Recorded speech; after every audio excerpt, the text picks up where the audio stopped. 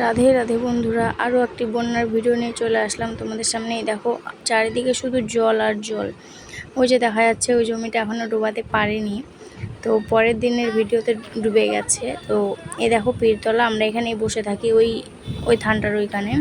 তো এখন আর যাওয়া যাচ্ছে না, তো আমরা এখানে রাস্তাতেই বসে থাকি, একটা নিমের গাছ আছে এখানে। তো এবার দেখো ওই যে আমাদের বাড়ি দেখা যাচ্ছে, ওই ইটগুলো আছে ওইখানে, ওই যে দেখাচ্ছি বললো যে বৌদি দেখো ওই যে। দিদা চলে যাচ্ছে। আমি তো বললাম আমাদের বাড়ির ডাকবে ডাকবে, জানালার জুই করছে ওইখানেও যাক। জল চলে গেছে। তো এর আগের ভিডিওতে তোমাদেরকে দেখিয়েছি যে কত দূর অব্দি জল যায় আমাদের বাড়ি। আমরা এখানে এসে বাড়িতে যদিও জল ঢোকে না, তো একদম জানালার ধার দিয়ে জল চলে যায়। এই দেখো ওদের বাড়ি ওইখানে, তো হাট আসছে এদিকে। পীরতলা মাঠে খালি জল আর জল, চারিদিকে শুধু জল। একটু বন্যা হলেই গরু ছাগলের খুব অসুবিধা খাওয়ার। এরপর দেখো এখানে একটা দাদা মাছ ধরছে। যদিও আমাদের বাড়িতে জল ঢোকে না, কিন্তু যাদের বাড়িতে জল ঢোকে তাদের খুবই সমস্যা। তো যত তাড়াতাড়ি সম্ভব বন্যাটা চলে গেলে ভালো হয়। এই যে আমাদের বাড়ি দেখাচ্ছি, ওই যে এখান থেকে দেখা যাচ্ছে। এরপর দেখো আর একটি ভাই মাছ ধরছে।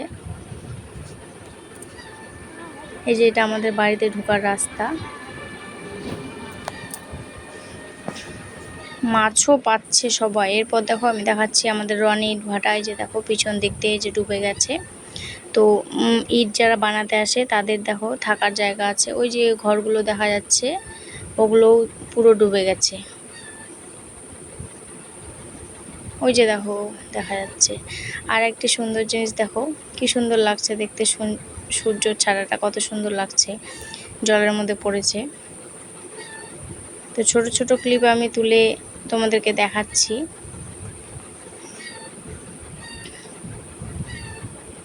এই দেখো। তো আজকের ভিডিওটা এই পর্যন্তই। ভালো লাগলে লাইক কমেন্ট শেয়ার করে দিও। আর বন্যাটা তাড়াতাড়ি চলে গেলে ভালো হয়, কারণ আমাদের অসুবিধা না হলেও অনেকেরই অসুবিধা হয়। তো আজকের মতো এই পর্যন্ত, টাটা।